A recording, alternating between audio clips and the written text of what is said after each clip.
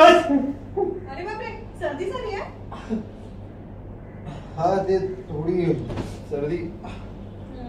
सर्दी झाली की गरम पाण्याची वाफ घेतली पाहिजे. वाफ नको नको, मला कंटाळा येतो वाफ.